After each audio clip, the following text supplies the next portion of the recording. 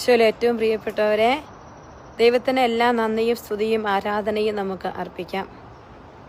തൻ്റെ മുമ്പിൽ നിഴലുപോലെയും മാഞ്ഞുപോകുന്ന ശ്വാസം പോലെയുമായ മണ്ണിലേക്ക് മടങ്ങുന്ന മനുഷ്യനെ എത്രയോ അധികമായിട്ടാണ് ദൈവം അനുഗ്രഹിക്കുക.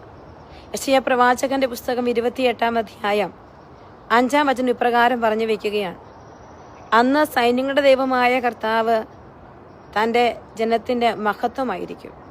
തൻ്റെ ജനത്തിൽ അവശേഷിക്കുന്നവർക്ക് അവിടുന്ന് സൗന്ദര്യത്തിൻ്റെ കിരീടമായിരിക്കും. കർത്താവ് നമ്മോടൊത്ത് വസിക്കുമ്പോൾ നമ്മുടെ ജീവിതം ദൈവമഹത്വത്തിൻ്റെ ആവരണമായി മാറുകയാണ്. കർത്താവ് നമ്മോടൊത്ത് വസിക്കുമ്പോൾ നമ്മുടെ ജീവിതം സൗന്ദര്യത്തിൻ്റെ പൂർണ്ണതയിലെത്തുകയാണ്.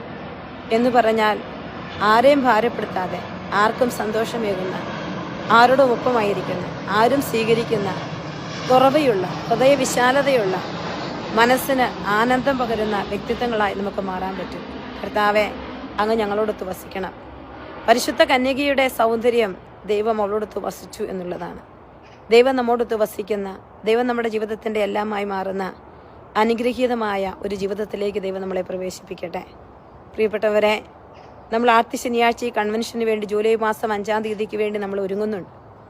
നിങ്ങൾ എല്ലാവരും നിങ്ങളുടെ സമയം ക്രമപ്പെടുത്തുന്ന ലണ്ടനിലുള്ളവർ പ്രത്യേകമായിട്ട് അതിനായിട്ട് വരാനായിട്ട് നിങ്ങളെല്ലാവരും ഞാൻ സ്വാഗതം ചെയ്യുകയാണ്. ഈശോ എല്ലാ മക്കളെയും അനുഗ്രഹിക്കട്ടെ, ആശീർവദിക്കട്ടെ.